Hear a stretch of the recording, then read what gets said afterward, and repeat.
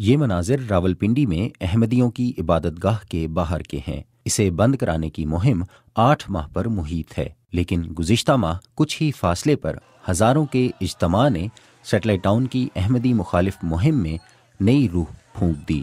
قادیانیوں، ہولی فیملی کے سامنے کبھی بھی قادیانیوں کا مرکز نہیں بنے گا۔ گزشتہ ماہ کے احمدی مخالف اجتماع سے زور پکڑنے والی یہ مہم صرف اس بورڈ کی تنصیب پر ختم نہیں ہوئی۔ اجتماع کے شرکاء نے خود سے الفیصل چوک کا نام ختم نبوت چوک کر دیا۔ 3 ہفتوں بعد یہ لوگ دوبارہ احمدی مرکز کے باہر جمع ہوئے۔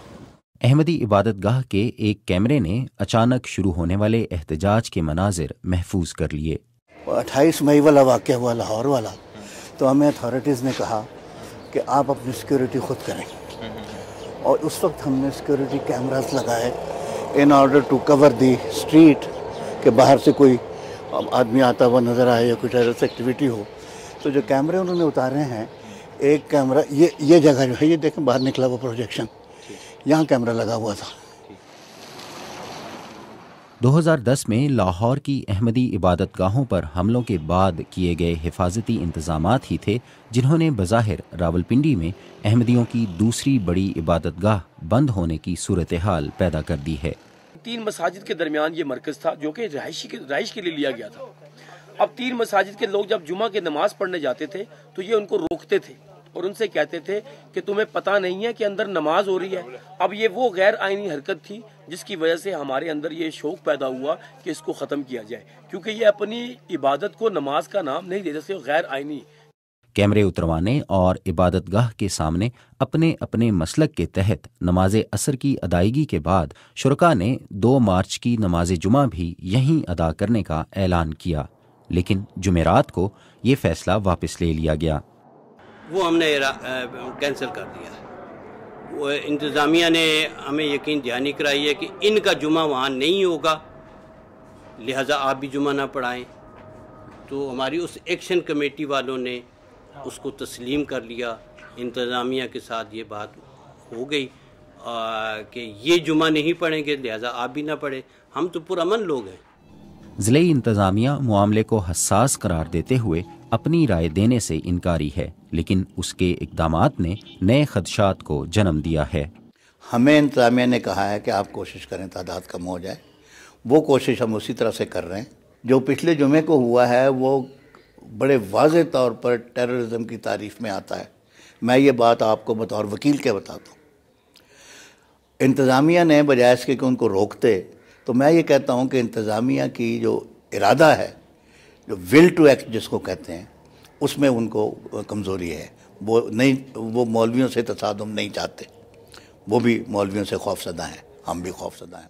تاجر رہنماؤں پر مشتمل مقامی ایکشن کمیٹی عبادت گاہ کی قانونی حیثیت چیلنج کر رہی ہے۔ ان کو چاہیے تھا کہ ہماری اسٹیٹ سے اجازت لیتے یہاں پہ سرگرمیاں کرنے کے لیے، اور جب یہ اسٹیٹ سے اجازت لیں گے تو ان کے لیے ضروری ہے کہ NOC ان کے لیے جاری ہوگا جو آس پاس کے لوگوں کے۔ یہ کوئی بھی عمل نہیں کیا گیا۔ عملاً سیٹلائٹ ٹاؤن کی عمارت احمدیوں کی روزانہ اور ہفتہ وار عبادات کے لیے 15 سال سے استعمال ہو رہی ہے۔ اگر یہ استعمال نہ ہو رہی ہوتی اور ریزیڈنس ہوتا تو یہ کیمرے لگے ہوتے ہیں یہاں پر، یہ ہمارے گارڈ یہاں پر ہوتے ہیں، ہمارے گھروں پر تو گارڈ نہیں ہوتے۔ وہ اس لیے ہے کہ دہشت گردی کا اٹیک اسی لیے اس کا خدشہ تھا کہ یہ ایک عبادت گاہ ہے۔ تو اب ہمیں ایڈمنسٹریشن نے کہا کہ آپ یہاں پر اپنی حفاظت کا انتظام کریں۔